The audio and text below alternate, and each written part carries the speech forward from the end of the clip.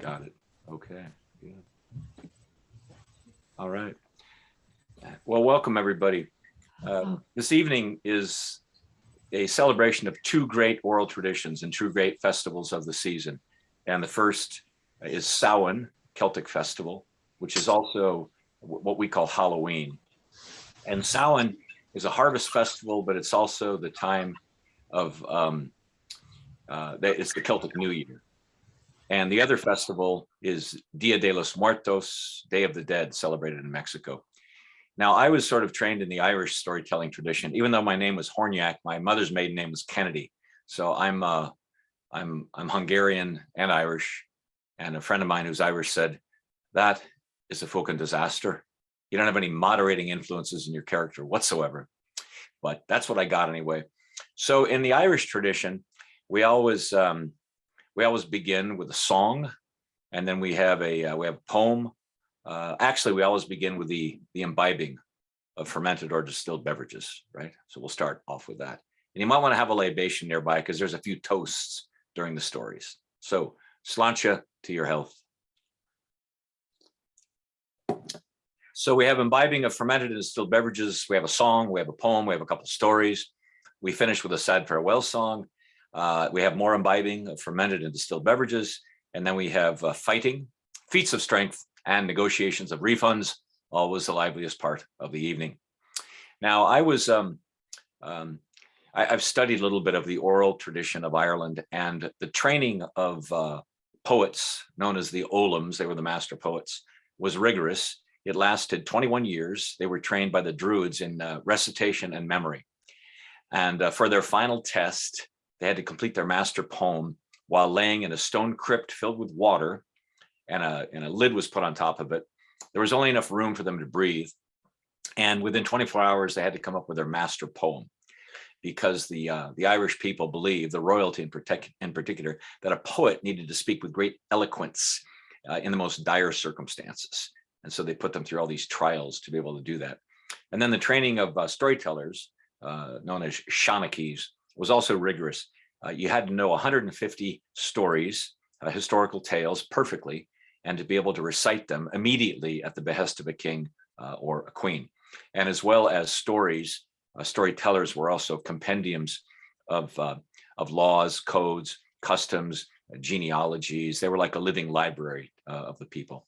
And so tonight is an excellent example of the traditional storyteller's craft, as well as irrefutable evidence of how far that level of mastery has fallen. Sad, but oh so true.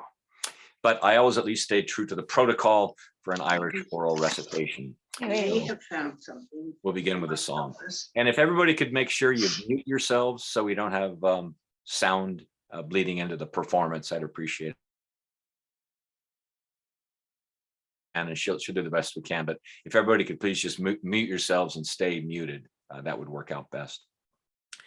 So a song, this time of year, they say, is the time when the sickle and the scythe cut the wheat stalk and the barley corn low, but the grain finds new life again in the bread and the oat cakes, in the bannock, and in the ale, and in the uishkaba.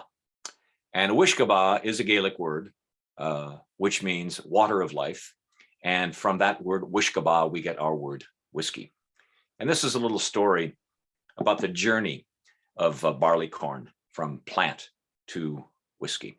And it's called Sir John Barleycorn. It's one of the greatest hits of the 17th century. Some of us remember. There were three men come out of the west, their fortunes for to try. And these three men made a solemn vow, John Barleycorn must die. They sowed, they plowed, they harrowed him down, threw clods upon his head. And these three men then did swear, John Barleycorn was dead. So they let him lie for a very long time, until rain from heaven did fall. But little Sir John poked up his green head, and so amazed them all. Well, he grew and he grew till midsummer's day, he grew both pale and wan. And then Sir John, he sprouted a beard as he grew so tall and strong. But then came the men with the sharpest scythes, and they cut him down at the knees. They turned him over and bound him up and treated him most barbarously. Then came the men with the clubs and sticks, and they pounded John's flesh from his bones. And the miller, he served him worse than that, for he ground John between two stones. Ah, but little Sir John, he refused to die and proved the stronger man at last. For didn't he become the good brown ale and the whiskey in my glass? Well, he did become the good brown ale and the whiskey in my glass. So when the reaper comes for your field, be ye not so forlorn. Just remember this tale and raise a glass to Sir John Barleycorn. To Sir John Barleycorn. Some of us remember too that in the 1970s that song was kind of remade in popular music by the band Traffic and Stevie Winwood. So a poem for you. This time of year is always it's my favorite time of year, but it's also a sad time of year because I lost both my parents during the autumn, and my oldest sister, Mary Kay, she died at this time of year too. So it always brings to mind death and my own mortality. And I wrote a poem recently called "How I Would Like to Go," as if I have a choice, you know, but how I would like to go. And the poem was inspired by a Greek story, a favorite Greek myth of mine. And in the myth, Zeus, the god Zeus, and his son Hermes, they're traveling the earth. And, you know, the gods always travel incognito. They always disguise themselves, you know, so human beings don't know who they're dealing with. And they were disguised as two common travelers wearing these, you know, dusty old robes. And they knocked on every door of the village and nobody would grant them any hospitality. And so Zeus and Hermes, disguised as common travelers, made their way out, and they came to a rundown little cottage, and they knocked on that door, and the door opened, and it was an old woman whose name was Baucis. And she immediately invited these two perfect strangers in, and she and her husband, whose name was Philemon, Baucis and Philemon, they gave hospitality, a splendid meal. Even though they were very poor, they gave everything they had to the gods and gave them their bed to sleep in that night. And they were giving them breakfast the next day when the gods revealed to them who they in fact were.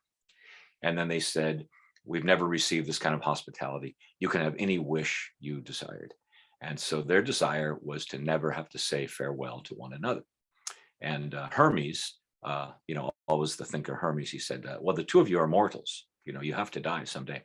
And Zeus said, "Hermes, we are gods, and we will find a way to honor this request." And so when Baucis and Philemon were really, really old, very, very old, they were walking one day. And Baucis noticed the bark of a linden tree was growing over her legs. And the old man was looking at his hands. His fingers were becoming twigs and unfurling leaves. It was their time to die. And instead, the gods were transforming them into two trees. So out of that story came this poem, which is called "How I Would Like to Go." I'd like to go the way the old man Philemon and the old woman Baucis went in that Greek story. They took an evening walk and were transformed into two trees by the gods. They had provided hospitality for Zeus and Hermes, disguised as common travelers.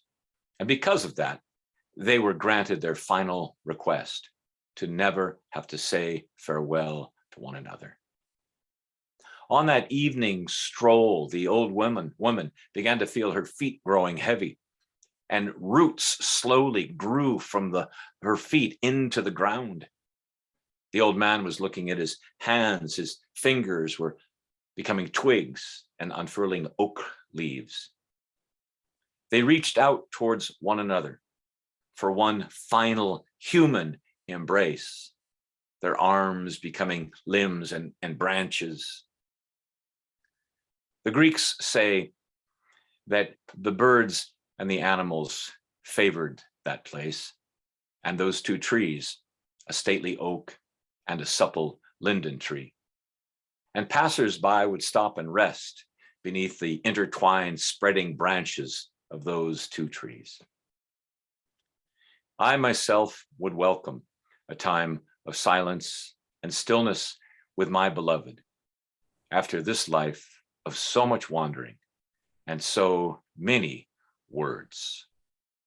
And that's the poem called How I Would Like to Go.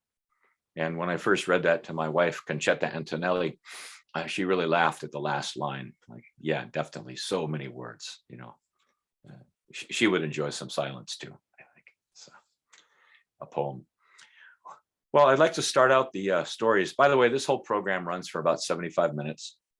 And there's a story from the folklore tradition of Mexico. And you might have heard this if you tuned in last year. And then a story I haven't told, which is a very old and venerable Irish myth called the myth of Con Edda. But to start with the Mexican folktale, Dia de los Muertos in Mexico is a beautiful and happy occasion. It's sad, of course, too, because you know people are honoring the dead and the deceased and friends and relatives that have died. So of course there's grief involved. But at the same time, you know, the Mexican people know how to celebrate, and they take their guitars and their picnics and their blankets and into the graveyards and the cemeteries, and they light candles and they stay there late into the night. And it's a beautiful thing to see because these cemeteries are often, you know, quiet places, solitary places, solemn places. And yet on that day, they're alive with festivity. And of course, it's an honoring of all those that have died, all those that have gone to the other side, as they say. And even if you don't go to a graveyard or a cemetery, many people in Mexico will make an altar at home. And the idea is to prepare the foods that the deceased love the most, to play the music that they used to like to hear, dance dances, and of course tell stories about them. And they say that that custom started a long, long, long time ago, or as they would say in Mexico, hace mucho, mucho, mucho tiempo, a long time ago. Hace mucho tiempo la gente vivía y vivía y vivía. People lived and lived and lived, and nadie murió. No one ever died. Bueno, the world was filled with people. Por todos lados, everywhere. People, people, people. There was no room for anyone new, for anything new to begin. Fue un problema grande. It was this big problem. Y nadie sabía qué hacer. Nobody knew what to do. Bueno, nadie aparte de Coyote. Nobody except for Coyote. Él siempre sabía qué hacer. He always knew what to do, or at least he thought he knew what to do. Conoces el tipo, no? You know the type, right? And Coyote one day said, bueno, amigos, por favor, vengan. Come here, everybody, come here. Yo tengo una idea. I've got an idea. Yo tengo una amiga. I've got this friend. Es una sabia. She's very wise. Y también muy poderosa, very powerful, you know. Y ella se llama La Muerte. Her name is Lady Death. Y también ella tiene una tierra grande. She's got this big place. It's called the Land of the Dead. And I will invite her to come to this world, a este mundo, no? And she can carry away some of the people from this world to her world, and then this world won't be such a crowded place. And there will be room for new people, new things to come. And everybody said, bueno, sí, Coyote, es buena idea, good idea, Coyote. You take care of it, huh? Hazlo, Coyote. Do it, Coyote. And so Coyote, he did. Coyote invitó la muerte, he invited death into this world, and into it she came. And so it was day upon day, and then week upon week, and month upon month, she would carry people from this world to the land of the dead. And so it was. But after a while, people would come to Coyote and say, Coyote, por favor, please, has visto mi tío? Have you seen my uncle? Sí, Coyote, también mi abuelo. Have you seen my grandfather? And Coyote said, well, sí, fueron con la muerte. They went with death. They're in the land of the dead now. Ah, sí, Coyote, yeah. ¿Y cuándo van a regresar? When do they come back? And Coyote said, no van a regresar. They don't come back. They stay there. That's how this world will have room for some new things and people to come. But the people said, no, Coyote, ellos van a regresar. They're going to come back. We missed them already. And so the people, they made a big fiesta, this huge party in a big adobe. And they all went inside. And they made all the foods that those people that had died and gone to the other world that they loved the most. And they began to play the music they loved the most and tell stories about them. And, way back then and there, just like here and now, those things still travel from this world to the other. Poems and prayers and songs and dances and stories. And so it was.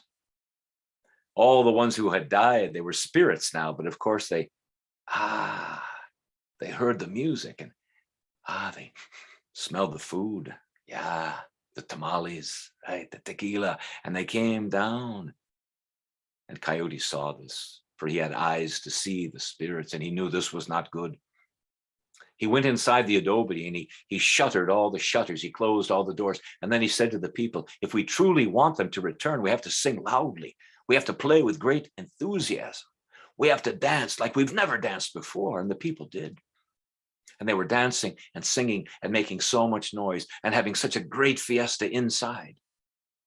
They couldn't hear the spirits knocking lightly and shouting as well as they could outside. All the spirits could hear was this great party going on inside. And after a while, some said, bueno, ellos no nos quieren. They no longer want us. And so it was that those ones went back to the land of the dead. And since that time, when people die, they go with La Muerte to that land and they don't come back. And since that time on Dia de los Muertos, the people still, they make the food the deceased love. They tell stories about them, sing their songs, dance their dances. And to this day, well, you watch. When people see a coyote, they'll shoo him away. They'll aim a rifle at him, set a trap for him. And whenever Coyote runs, he always looks back over his shoulder, knowing people are still after him. Even though they've long ago forgotten, he knows. They're still angry with him for bringing La Muerte to this world, even though it was La Muerte who saved this world. And that's the cuento folklorico, the folk tale from Mexico, called How Coyote Brought La Muerte, Death, to the World. Slancha, or as we say in Mexico, salud, and happy Dia de los Muertos. And also a toast. It's a good time to remember all of those friends, relatives, and many others that we know and that we don't know that have passed on to the other side, to remember them on this day. To all, salud, slancha. Well, the mythologist Joseph Campbell once said, a myth is a story that's not true, but it tells the truth better than the truth could tell. And this is an ancient myth. It's a story of what I call initiation. And all of us go through many initiations in our lives. And one way to think of an initiation is it's an experience that we've gone through without which we would not be who we are. Those are the experiences that define us. And there are many of them, but I like to think of initiatory experiences as experiences that make an impression upon the wet concrete of our soul. And even though years go by, we can look back and still remember and still vividly recall that particular time. Well, this happened in the long, long, long ago time. It was in the time before time was counted in hours and minutes and seconds. It was before time was told out by church bells. It was when time was simply noted by the passing of seasons, the ebbing and the flooding of tides. It was in a time before so many people were doing time. It was in a time when people just seemed to have time. And in that time, in the great western far reaches of Ireland, there lived a king, and his name was King Con Mór. And King Con Mór, they say, was as good as he was great. He was as sweet as he was fierce, and he was as kind as he was courageous. And he was so brave that every year he would take his throne. He would take it from his throne room and he would put it in the courtyard. And for 3 days, he would just sit and he would listen to whatever the people had to say about his leadership. He wouldn't say a thing. He would just listen and listen and listen. And it didn't matter. It could be the highest rank or the lowest rank, all were welcome. And you could say whatever you wanted without impunity. And the people noticed that after a while, all the grousing and the grumbling and all the raw wool of their complaint had been artfully threaded into new codes and customs and laws and practices. And they realized this King Conmore listened to them, and they admired him greatly. Their admiration for him was only outdone by the adoration they felt for his queen, whose name was Queen Edda. She was brilliant, but she was never blinding in her brilliance. And it didn't matter to whom she spoke. It could be the most powerful chieftain or warrior, or it could be the oldest, most feeble washerwoman. She treated everybody the same way. And she was fiercely devoted to her people. The love that Con Mór, the king, and Queen Edda shared was a passion that was so great that it helped them to carry the great mantle of responsibility and sovereignty lightly and with grace and even with joy. And many would say that it was because of that there was an atmosphere that emanated from them out into the entire realm. And because of that, the people prospered, they were content. The fields, flocks and herds multiplied. They say sometimes the sheep had to be shorn 9 times in a year. The cows gave forth so much milk, they say, at times it overflowed the furrows of the fields. Well, all of that joy was consummated when Queen Edda gave birth to a son, to a prince. And the druids, the wise druids, they foretold, they said that this prince will inherit the best qualities of his mother and his father. And because of that, he was called Prince Con Edda. And indeed, as he grew from an infant to a child to a youth, the people would say, ah, look at him. Look at Con Edda. Indeed, he has his father's heart and his courage. And they would say, yes, and his mother's wit, brightness, intelligence. He was the apple of his parents' eyes. He was the pride of his people. Well, now, you can probably imagine, with all this fecundity and fertility, with all this peace and prosperity, with all this happiness and contentment, trouble is not far away. Because every story needs trouble, and every teller of them needs trouble. And the trouble came to the realm in the form of an illness that affected only one person, the queen herself. And it was an illness of such potency that the most practiced of healing hands, the most powerful of elixirs made from the mandrake root and the John's wort and the skull cap, nothing could assuage this illness. And it was on a winter's day when the people, they saw a flock of ravens hovering over the castle, in that part of the castle where the queen's chamber lay. And suddenly there was a ha, ha, ha. The ravens flew off, and the people knew the spirit of the queen had been carried away. She lay lifeless in her chamber, surrounded by those she loved the most. The Prince Con Edda couldn't speak for weeks, and Con Mór, the king, was inconsolable. She was my north, my south, my east, my west. She was my working week and my Sunday best. She was my noon, my midnight, my talk, my song. I thought that life and love would last forever, but I was wrong. Pack up the stars now, each and every one. Dismantle the moon, put away the sun, pour out the ocean, sweep up the woods. She's gone now, and nothing can ever come to good. W.H. Auden. Yeah. So it was. A great grief, a pall hung over the realm for the longest time. Everything just seemed drab and gray and lifeless. And even though all the tasks and the trades were done as they had to be done, none were done with any joy in it. But the strangest thing is this, isn't it? Even in the depth of grief, when we are utterly numb, Isn't it the strangest thing to look out and see somehow the world still manages to turn? That the cycles of the seasons still move, and so it was.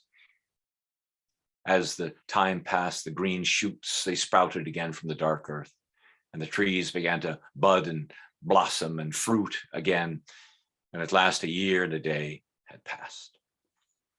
Now, King Conmor couldn't imagine taking another wife, but to be a king, of course, is to rule not just for oneself, but for an entire realm.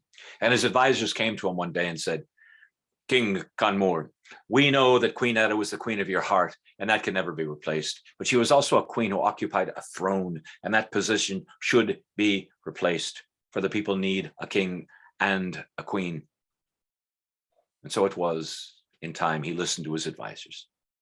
And they said to him, we'd like you to consider the daughter of your chief druid, for she is politically astute, extremely intelligent, and fetchingly beautiful. And they could have added cunning and conniving and ambitious beyond measure, but they did not. And so it was. A wedding was held. The king was wed to this daughter of the archdruid. And he found himself finding some joy in it, in particular looking to see that his people were happy. And for a time, this new queen, she walked in the way of the old queen. She was good and she was wise, but years passed. And Con Eda grew from youth now into young manhood. And she had children of her own. And she soon realized this Con Eda, he is the apple of his father's eye. He is yet the pride of his people. And it is he that will gain the throne. And it is he that will have the best measure of the realm. And my children, they will have to live beneath his authority and at his mercy. And I will not have such a thing. And so she conspired to break the power of Con Eda. She cast aspersions and rumors about his character. She cast lies in the minds and hearts of all and sundry, and yet none took root. The king himself just laughed when he heard such things, because the people knew that Con Eda was beyond reproach, and the queen at last was beside herself. And she went into the deepest part of the woods to find a person who was an expert in casting aspersions, in breaking reputations, in altering the fate and the destiny of a person. And of course, today we would call such a person like that a lawyer, or even worse, a storyteller. But back in those days, they called her a hag or a henwife. And she told the hag what she wanted, and the hag said, well, I could do such a thing, cast a spell, break a reputation for a small price. And the queen said, what is it you want? And she said, fill this hut of mine with grain and fill my brother's hut with wool. And it took half the reserves of grain and wool to do that. But when she was done, the hag gave to the queen a chessboard. And the queen said, a chessboard? I have many. And the hag said, yes, but none with the power of that, because whoever has that chessboard will always win the first game. Now bend your ear to me and do exactly as I say. And as she told the queen her plan, the queen's smile grew to be as wicked as it was wide. And if you don't know what the hag said, you have to listen to the next part of the story. Sláinte. The queen apologized to Con Eda, apologized to the king. And for months she went on in this way, saying that it was only because of her weakness, only because of her desire to see her children treated well. And then at last she appealed to the prince and said, could we perhaps begin our relationship anew? And she invited him to her chamber, and she said, why don't we have, to begin our relationship anew, a friendly game of, well, what do you think it was? Yes, a friendly game of chess, because Con Eda loved chess. And he knew all the characters on the board, but he had no idea of the character of his stepmother, the queen. She said, Con Eda, I always believe that the play is a little bit sharper if there's some wager, some bet that's made. How about if whoever wins the game can place some small condition upon the other? And Con Eda was guileless. Con Eda was innocent, and those are not always virtues. And so thinking that it would be some trifling thing, he agreed. And she and he played. And of course, she won the first game. But she so wanted him under her power, they played a second game, and Con Edda won that game. And it was then the queen said, "This is the condition I place upon your soul." Her eyes narrowed, her voice lost all of its sweetness, and she said, "You, Con Edda, will exile yourself forever from this realm, never to return. Or you will find for me the 3 golden apples of immortality, the black steed of enormous power, and the hunting hound that never loses its track, all of which lie in the Otherworld beneath the great Lake Erin, Loch Erin, where they were guarded jealously by the king of that realm. You must do that within the course of a year and a day. That is the Geza, the condition I place upon your soul." Con Edda knew now he'd been duped, he'd been tricked. But he had won one of the games. And he said, "And this, queen, is the condition I place upon you. I will never exile myself from this realm. I will go on the quest, and I will bring back what it is you desire. But while I am gone, for the course of a year and a day, you will lash yourself, tie yourself to the highest pinnacle of the tower, and you will remain there in the withering sunlight and the bitter winter wind, eating only the amount of red wheat you can spear with a sewing needle. That's the Geza I place upon you." She knew she would be hard tried to survive, but she so wanted Con Edda under her power, she agreed. The next day, of course, King Con Mor said, Ignore that Geza placed upon you by a wicked and deceitful woman. Ignore it, I say." And the prince said, "I gave my word. And if the word of a prince cannot be believed by all, it will be believed by none.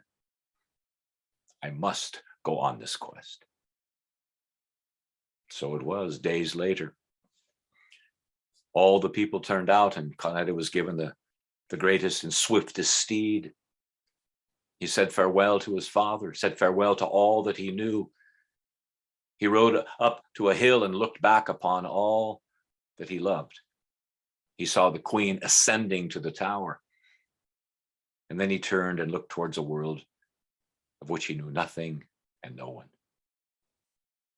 And he rode off into it. It is the autumn now, and the apples fall upon the cold earth like great drops of dew. Oh, build your ship of death, build your ship of death, and sail from the old life to the new. It is the autumn now, and the ground is grimace with the cold. Build your ship of death, build your ship of death, and sail toward a dawning of your soul. D.H. Lawrence. And so it was, the prince began this journey. Now, you need to know that before he left, his father's advisors, they said to him, Con Edda, the quest that you're about to undertake is an important quest. And they say there are many boons and blessings in that other world. We ourselves have never been there. We can't tell you how to get there, but we know of one who might be able to aid you. He is a strange sort. He's a druid whose name is Kanakbar. He speaks the language of ravens. He habituates his feet in icy streams. He tends to climb tall trees at the approach of storms and bellow at the wind. He is a strange sort. But you might find, Con Edda, at times like this, the strangest of people will give you the best of advice. But of course, people like that aren't easy to find. This Kanakbar didn't live at the crossroads. He didn't live near any road. He lived far and away in the woods. And after searching high and low for days, at last, Con Edda, upon his horse, he entered a wood and he could smell wood smoke. And he looked, and there at the base of a great green hill beside a flowing stream, there was a beautiful bothy, a shelter made from stone and timber and thatch.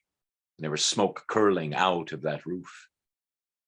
And Con Edda cried out, Kanakbar, good druid, are you here? It is myself, Prince Con Edda, the son of King Con Mor, the son of the late Queen Edda. Are you here, man? There was only the wind in the trees and the flowing of the water. But he went over to the door of the bothy and he pushed it open, and he could feel the warmth, for he was shivering from the cold rain and the wind. The druid wasn't inside either, so Con Eda, he made himself in and he sat by the fire, but he was so weary, he pulled himself back and went to sleep upon a pile of skins. He slept deeply.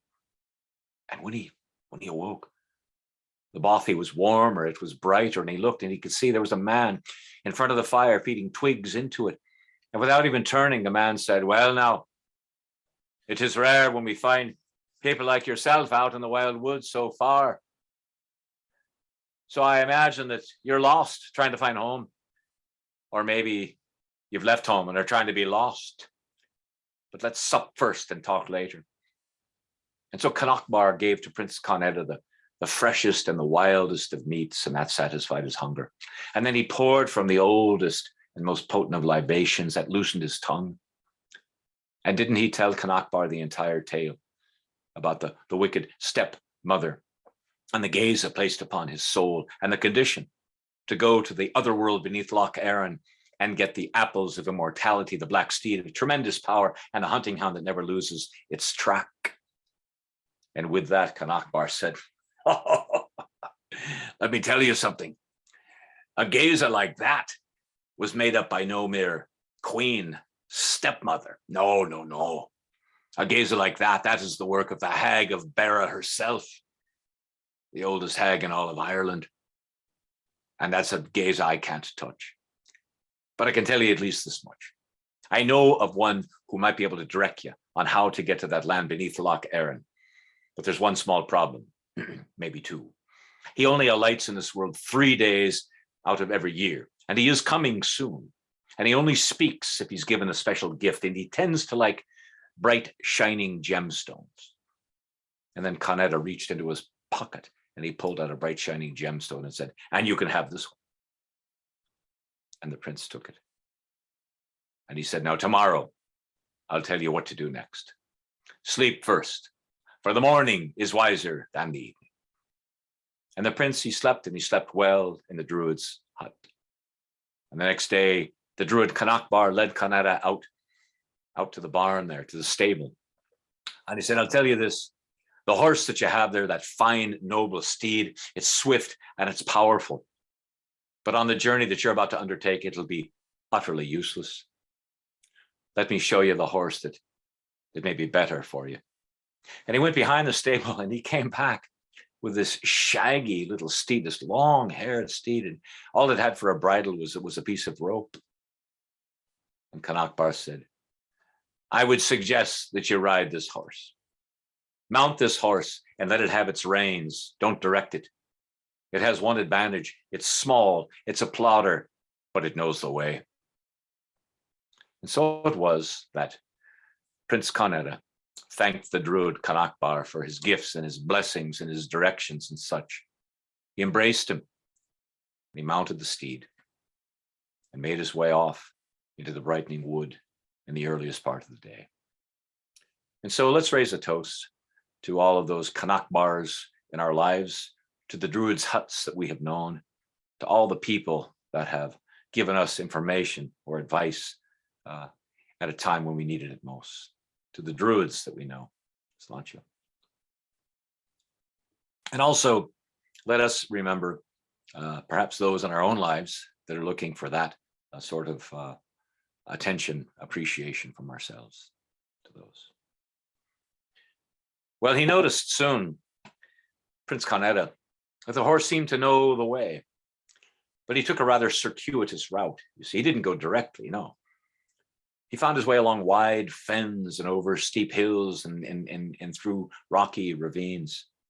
He didn't go in a straight line, and perhaps that was because he'd been reading some William Blake, because didn't William Blake say, "Improvement makes roads straight, but the crooked roads are roads of genius"? And this horse, it seemed to have some of that genius, because at the end of each day at dusk, it would find its way to some spreading oak tree or some cave or covert where there was shelter. He would find a way to bring Con Eda to a place where he could snare a rabbit for food, or catch a trout, or gather watercress. And day upon day upon day, they managed to move in this way. And in that way did Con Eda survive. And at last, they came to a clearing. Now, I need to tell you that the druid had told Con Edda, the person who may be able to help you is a bird that only alights 3 days out of every year. And he has sharp talons. And he's of the carnivorous variety. But if he doesn't devour you whole, he can be a great ally for you. And you'll need the gemstone to loosen his tongue. Well, after several days, the horse came to a clearing beneath some great cliffs, and the horse stopped and wouldn't move all that day. It wouldn't move the next day or the next day and the next. Early in the morning, the Prince Con Edda awoke to this wild flapping of wings, and he looked up to see this huge bird with a human head perched upon a cliff. And with some trepidation, Con Edda, he made his way up and took the gemstone and very carefully placed it right at the feet of the bird and back down. And as the sun rose, it shone upon the gemstone and it brightened. And the bird spoke and it said, "Hark! Well, 'tis rare when young men come to this wild place in the woods, so far from kith and kin. I pray it is not for mere adventure. That would be sought better elsewhere." And Con Edda said, "Great bird of the human head, great wise one, it is no mere adventure. It's a matter of the most dire circumstance. I've been put under a gaze by a wicked queen, and I must find the 3 golden apples of immortality, the black steed of enormous power, and the hunting hound that never loses its, remember, its, yes, track. And I know all of them lie beneath the great Loch Erin and are guarded jealously by the king, but I have no idea on how to find such a place, great bird." "Ah," the bird said, "well, it is good when those from this realm travel to the other world, for there are great boons and blessings to be found there. And if you're not destroyed in that place, it could be of great benefit to the realm from which you've come. Now listen, you have to dig beneath your feet, dig right beneath your feet, and you'll unearth an iron ball. And if you cast it before you, the iron ball will roll on its own volition unerringly, and it'll take you to the place that you need to go beneath Loch Erin." And the prince, he was a little confused. He said, "Excuse me, great bird of the human head there. Did you say I have to dig down and find an iron ball? And I just pick up an iron ball and throw it in front of me and it's going to roll, and I should follow that?" And the bird said, "Well, Prince, you might want to expand your understanding of iron from the literal to the more metaphorical, you see, because iron is the most common and useful substance of the earth, but it has to be heated to great temperatures to free the iron from the ore, and then pounded and shaped by a blacksmith to make it something useful in the world, a process not unlike the pounding and the shaping and the forging of one's own character through the heat of trial and tribulation. And iron, like many princes that come my way, is rather dense, but gravity in this situation will be your ally and lead you gravely down to the land beneath Loch Erin, which is the counterpart from the realm of entitlement from which you've come, and now must integrate into the depth of your soul if yourself and the realm from which you come is to have any hope of survival. Would that be enough information for you, Prince, regarding iron?" That would be, great bird of the human head, and I thank you." And so it was. Prince Con Edda, he had to dig down beneath himself. He had to dig deep into the ground. He had to unearth this iron ball, and sure enough, he cast it before him. And didn't he follow on the shaggy horse? And it rolled and rolled, ever downward, ever downward, ever downward it went. And the horse followed, and Con Edda, he was wise enough to simply give the horse its reins, until at last they came to a place that the Irish love the most. A place called the Betwixt and the Between, the place where the land meets the waters there. And the ball rolled into this Loch Erin, this Lake Erin, and the shaggy steed was soon to follow. But Con Edda, he pulled back with some trepidation and began to wonder. He began to wonder, as any of us might wonder. He began to wonder, what am I doing here? I'm a prince. I gave up my horse, my great steed. And now I'm riding a shaggy horse following an iron ball into a lake upon the advice of a bird with a human head. upon the counsel of a druid who speaks the language of ravens. Jesus, where did I go wrong? Well, he was thinking that, as we often think things like that, right? But he was thinking that up here.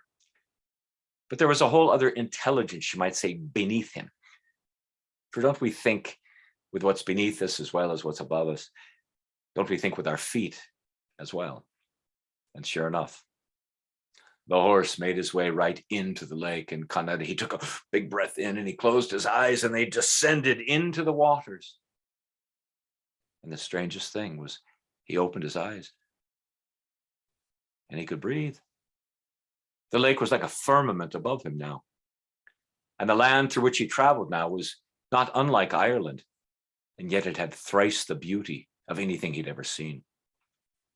Every tree taller, every color more radiant, more vibrant, beautiful rivers flowing over black polished stones and in great spires of mountains. Everything was wilder, more vital. And because of that, Con Edda, as they traveled and traveled and traveled, he saw things he'd never seen. He felt feelings he'd never felt. He thought thoughts he'd never had before, just by being in that land of that other world. They came through a deep woods, and he loved to hear the sound of the night birds. And at last, at dawn, they emerged from the woods and they came to a broad, broad river. And if having a broad river beneath the bottom of a large lake isn't an example of the wild Irish imagination, I don't know what is. And here's to that. They came to the river, and the horse, he said, "Now, Con Edda," yes, the horse could speak. This is a fairy tale after all. The horse said, "Con Edda, now listen to me, listen carefully. Do exactly what I tell you. We're about to cross this river, and it might be difficult.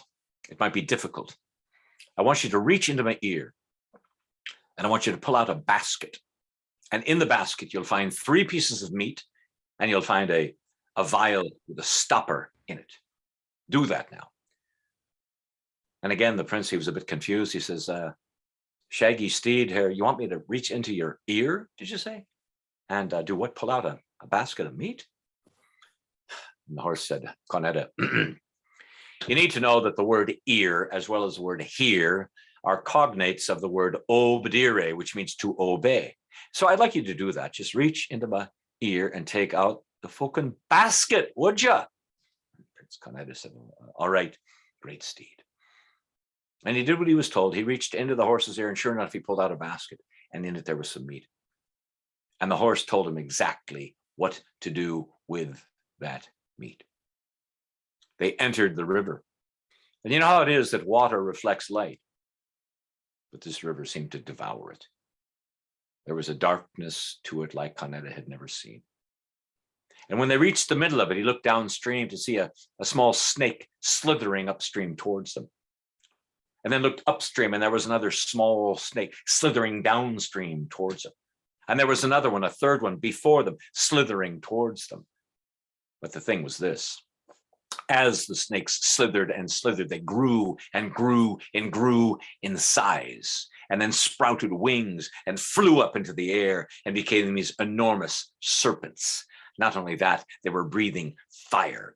And he noticed as well that they had razor sharp teeth, and they seemed to be quite attracted to Con Edda's flesh. They were circling around this way and that and diving upon him. And it took everything for Con Edda to do what he was instructed to do. He had to wait and wait and wait till one of the serpents came right down at him and opened its mouth. And just as he was going to take a bite of his flesh, Con Edda reached into the basket and unerringly tossed a piece of meat into the mouth of that serpent. And it was so delicious, it satisfied its hunger. And again, there came another and another. And again, he tossed unerringly and perfectly the meat into each mouth. And then the serpents, they flapped and flapped wildly. And as they did, they grew smaller and smaller and smaller in size, and then slithered away as snakes. They came to the edge of the river, and Con Edda dismounted. And perhaps it was because of the flowing water. Perhaps it was because of the sound of the creeks, that the flowing water all around him brought out the flowing water of his own tears, and he began to weep. He wept for the father that he missed and the people that he had left.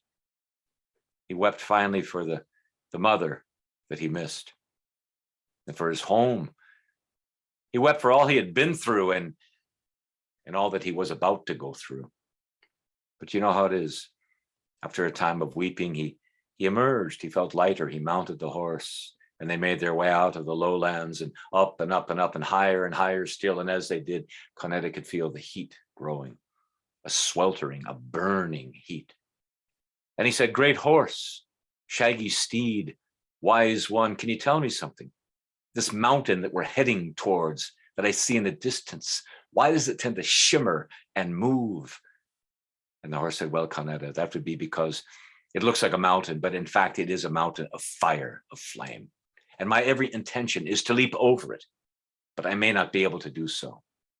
I may have to pass right through it. And so hold on to me with all of your strength, and we will soon discover if you're a man of destiny or simply a man to be blown about by the fates of the world." And Conetta held tightly, and he was surprised to feel this rippling strength in the small steed as it galloped toward the flame and leapt up. And that flame now was like thunder. It was roaring so loudly. He couldn't leap over it. They passed through it. And on the other side, as they descended, the horse said, "Conetta, Prince." But there was no response. "Conetta, Prince, are you there, man?" There was nothing. And the horse knew that there were few that could endure such heat, such trial. And he said, "Conetta, good Prince, are you there?" "I am. I am here, but barely, for I have been badly, badly burned." And the horse said, "Stay with me, Prince, stay with me. Hold on. We will find the healing glade." And as swiftly as it could, down and down the horse went from the fiery lands into a land again of flowing waters, a land of reeds and marshes and shady trees. And the prince fell from the horse upon the grasses, but he remembered what the horse had told him. He reached into the basket where there was a vial and a stopper, and he pulled the stopper from the vial, and inside that was the medicine known as All Heal. He poured it upon himself, and he laid back and slept for a long time. And when he awoke, he was well. And in several days' time, he began the journey again. And to all those places and all those people that have been that all heal to us. Sláinte. Now, as for myself, a mere storyteller, you've probably noticed that Conetta has been through two amazing trials. He's crossed the river with the three serpents. He's gone through a mountain of flame. And as for myself, I think that's enough. But you probably know that in fairy tales and myths, the hero or the heroine has to go through not just one, not just two, but how many? Yes, 3 trials. And of course, that's because of the International Fairy Tale Code, Section 5, which states that all heroes and heroines shall endure trials of not just 1 to 2, but 3. So on their way they went. On the way they went, and now they made their way through the high, lonesome, windswept country, through great valleys and up rolling hills and down again. It went on and on and on, and at last they came to the edge of a great mountain, to a great cliff, and they looked down. And you know, all of us have seen sights, landscapes that are so beautiful, so arresting. We can never forget them. And so it was when Conetta looked down and he saw the most fertile land he'd ever seen, through which 2 great rivers flowed. And everywhere there were fields, fertile fields, great trees growing. And in the midst of all of that, there was a city, a walled city, walls made of beautiful sandstone with great green gardens overflowing them. It was the most beautiful sight he'd ever seen, save for one thing. The only entrance to the city was by a road that went through 2 great towers, and the towers shot flames back and forth across the road. And Conetta, of course, he shuddered. For you know the old saying, once burned, twice shy. He couldn't imagine getting through that place. But the horse said, now, Conetta, listen to me. That is the city in which lives the king of Loch Erin. And he is the one that indeed can grant you the 3 golden apples of immortality, the black steed of enormous power, and the hunting hound that never loses its, what? Yes, track. It is he that lives there. But getting through the entrance requires some protection. This is what you must do. You reach into my ear now, Prince, and you'll find a knife there, and you take it out, and you put the knife to my neck and slay me. That's right. You put the knife to my neck and you slay me. And when I am lifeless upon the ground, you take the knife and you flay the pelt from my flesh and you put that around yourself. And that will be the perfect protection. It will allow you to get through the gates of the city. And once you've gone through once, you can go back and forth as much as you desire without protection. And the prince said, do what? He said, slay you? Slay you, the best ally, the greatest friend I've ever had? I would never do such a thing. It's contrary to everything that I know. And the horse said, Prince Conetta, listen to me. Your words are noble and they are fine and they are utterly useless to us now. There is a time for killing and that time is now. If you don't do exactly as I tell you, things will be much worse for yourself and for myself. Now, Prince, listen. You must do what I tell you without understanding. The prince couldn't imagine it. But he found himself putting the hand in the ear of the horse, and sure enough, there was a knife there, and he took it out. But he had one foot in indecision and another one in incomprehension. But the strangest thing was this. He found that the knife itself was drawing itself towards the neck of his steed.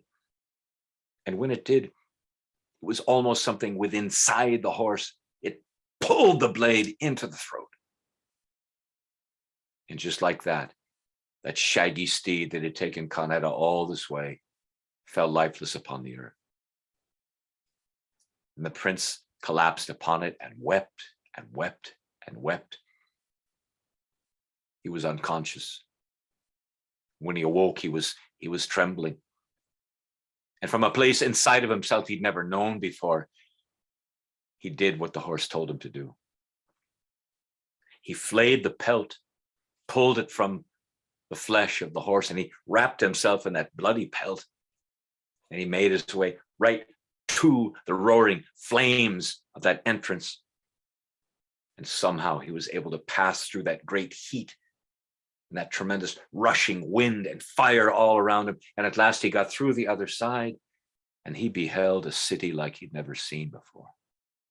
Beautiful gardens and marketplaces, fine towers and a noble citizenry walking here and there. And yet none of it moved him, none of it touched him, for he was so deep in grief. He still couldn't believe what he had done. But then he remembered. He remembered the final instruction that the horse had given him. And he turned back and he ran out. And by now the vultures were upon the carcass of that shaggy steed, tearing it to pieces and ripping pieces of flesh away. But Prince Conetta remembered. He took the vial of all heal, for there was still some left, just enough. And he poured that upon the carcass of the shaggy steed. And to his astonishment, he watched as from this pile of flesh, there emerged a man. It was a young man, not unlike Conetta.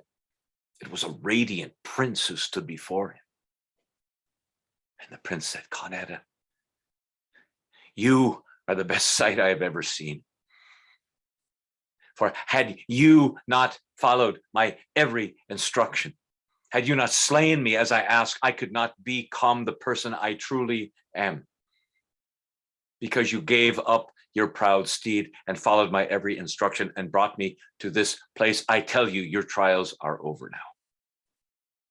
My sister is the hag of Bera who placed the gaze upon you, not to destroy you, but to get you far and away from the wicked queen, and to bring you to this other world, which abounds with blessings and boons, which are yours now. For I tell you this, Conetta, the king of Loch Erin is my brother. Come with me. And to Conetta's amazement, he followed this radiant prince into the entrance of the city. And no sooner had they made their way into it than a shout went up. He has returned. He is home. He is home. Come here, look, yet he lives. The people came and they surrounded this radiant prince, for he had been put under a spell by a dark druid long, long ago. They lifted him upon their shoulders. They brought him down the streets with Conetta close behind. Down the street they went and up the steps to a palace and into a throne room where sat the noble king of Loch Erin himself. And when he saw his brother, he ran to him, threw his arms around him, and the two wept. And he said, "Brother, we thought you were dead. We thought you would never return." They embraced for a long time, but at last the radiant prince, he said, "I would not have returned had it not been for Conetta, for he gave up his great and noble steed. He came from the other world to this world. I could never have returned without him. He is my brother." And the king of Loch Erin himself said, "Then he is mine as well." A great feast was held, a celebration was made, and after it, the king of Loch Erin, he summoned Prince Conetta to him, and he said, "You have brought my brother home. I will give to you whatever is in my power to grant. You only need ask for it." Conetta was nervous, for he knew that he was asking great boons from the king. "King, I desire to have the 3 golden apples of immortality." The king said, "3? Only 3? Ah, I remember now, you come from that other world where scarcity is the rule. Here, we are ruled by the laws of abundance. I have orchards of apples of immortality. You can walk among them and find those that you desire. What else?" Conetta said, "I also desire the black steed of enormous power." "Ah, well, I have a stable of black steeds of enormous power. Tomorrow we will go and we will find the one that suits you best, but you must stay a while so I can teach you how to ride it." "What else?"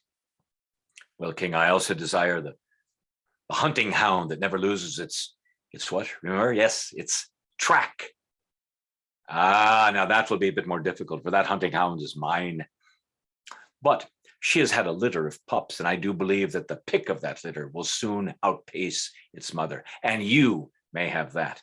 You may have all of those things on 2 conditions. First, you stay here for some time with us, Conetta, for it has been so long since one from your world has come to this world, and there is much for us to share among each other. And the second thing is that when you return home, you come back to us at least once a year. For again, there must be a commerce between the worlds." And so he agreed. And so it was, Conetta the prince, he bided with those people in the other world beneath Loch Erin. He learned much. He made friends. He learned to ride the great steed of power. He gathered the apples of immortality. He saw things he'd never seen, thought thoughts he'd never thought.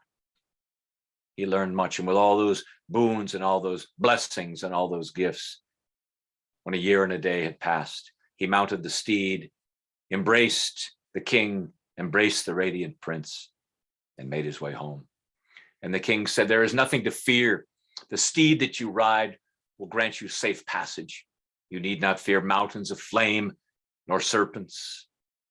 And so it was. Away he went. But a year and a day had passed. And the queen, remember her, the wicked queen, the stepmother, she believed that she had bested Prince Conetta.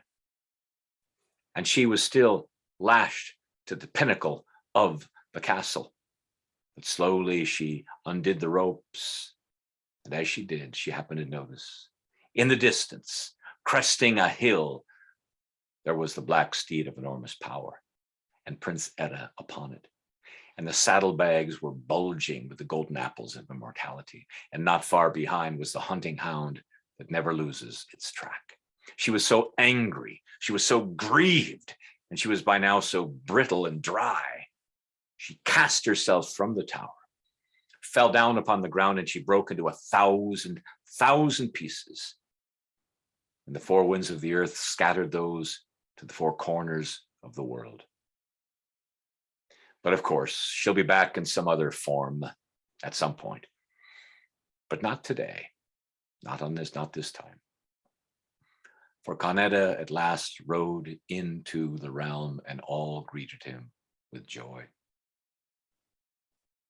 There are times when things don't go from bad to worse. There are times when a man aims high and things go well. There are times when the grape faces down the frost and green thrives and the crops don't fail. There are times when we become what we are meant to be. Sometimes a people will step back from war, elect an honest man, decide they care enough not to leave some stranger poor. There are times when the sun will melt a field of sorrow thought to be hard frozen. May it happen for you. May it happen for all of us. The poem Sometimes by Shinock Pugh. So it was Con Eda returned. His father embraced him, and the two wept. The golden apples of immortality were planted, and in time, Con Eda became the king of that realm. And to this day, he is remembered in that part of Ireland, which is named after him, the province of Connaught. But when he returned, naturally, a great celebration was held. And because, you see, the celebration happened in once upon a time, he was able to invite guests from the past, the present, and the future. And because of that, the Allman Brothers played, and Rumi read poetry. Pablo Neruda was there, Johnny Cash, Joni Mitchell. There was a libation that was served at the party, and it was so rich, so magical that when you drank it, you could speak any language or understand any language you wanted to. And because of that, Homer read in Greek. And I decided to bring some of that to our celebration tonight. But what happened is, on my way, I dropped the flask, it broke in the street, and most of it's in the Willamette River by now. So all I have left is this story. And now that too is done. And that is the story of Con Eda, the Prince of Western Ireland. Thank you for listening. Sláinte. Well, there's a saying in Ireland that a writer is a, there's a saying in Ireland. This is a different saying. There's a saying in Ireland that a story is a seed, but if it finds good ground in a willing ear and an open heart, it'll root and shoot and flower and fruit right in front of us. And I want to thank all of you for being the good ground and the willing ear to these stories tonight, for helping me bring them to life. And I'll give you one very short story to finish. It's only a couple minutes long. And then we'll finish with a sad farewell song and go back to gallery view if anybody's still awake and wants to have a little bit of a conversation. And this story is about two farmers who helped each other out all the time. They had adjoining farms, and it was Pat McCarthy and Mike Flaherty. And they always helped each other out. But one time Pat had to go away. He was gone for 4 months. He had to go to Dublin because his uncle was ill. And finally he returned. His friend Mike had been watching after his farm all this time, And so he returned by rail, and Mike was at the railway station to greet Pat. And this was in the old days. It was the days of horse and buggy. And you could see the two of them now. They were in the buggy, making their way on the long ride from from the railway station all the way back to Pat's farm. And during the ride, Pat, he turned to Mike and he said, Mike, these months I've been gone, tell me what's the news? And Mike said, well, there hasn't been any news.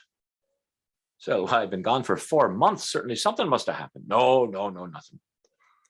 Well, not since your dog died anyway. He says, oh, that's too bad. Well, how did the dog die, Mike? Well, I'm not certain, but I'm assuming it was all the burnt horse flesh he ate after the barn burned down. I think it poisoned him, you see. And he says, wait a minute. My barn burned down? Well, clean to the stones. You could see it for miles. Says, Jesus, the barn burned down? Well, Mike, how did that happen? Well, I'm not certain, but I'm assuming it was sparks from the house. It was a windy night that night. And I think they blew over and caught the barn on fire. You see, so wait, the house. The house was on fire. Well, it was. It's not any longer. It burned to the ground along with your barn. Says, Jesus, my house is burned down as well. Well, Mike, how did that happen? Well, now that I can tell you. In fact, wasn't I warning them all that night? Oh, I was. I was telling them all. I said, you shouldn't be lighting all these candles in a wood-framed house. They're dangerous, you see. Oh, but they said to me, Mike, you have to have candles. You always put them around the coffin. It's customary at a wake. Well, they caught the bloody drapes on fire. So wait, a wake? Someone died? Well, I'm afraid it was your poor mother-in-law that took sick and died. Says, Jesus, my poor nothing could have killed her. How did she die? Well, I'm not certain there, Pat, but I think it was a heart attack. Just the shock of seeing your wife run off with that young priest, that Father Kelly. I never trusted him. Never, ever trusted. My wife run off with a priest? My mother-in-law's dead. My house is burned to the ground. The barn, horses have been killed. You say there hasn't been any news?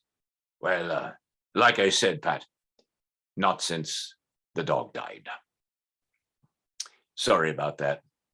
They don't get any worse than that. Not since the dog died. Well, let's finish with a sad farewell song, and feel free to sing along with me at wherever you are. This is a song that's often sung at partings of all kinds. It could be a funeral. It could be just a farewell. Sometimes when people leave a pub, right? At the end of the night, they'll sing it. In fact, it's called The Parting Glass. It goes like so. Of all the money that e'er I had, I spent it in good company, and all the harm that e'er I done, alas, it was to none but me.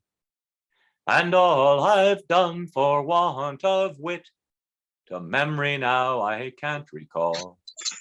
So fill to me the parting glass. Good night and joy be with you all. Of all the comrades that e'er I had, they're sorry for me going away. And all the sweethearts that e'er I had, with a couple notable exceptions, they'd wish me one more day to stay. But since it falls unto my lot that I should rise and you should not, I'll gently rise and softly call. Good night, and joy be with you all.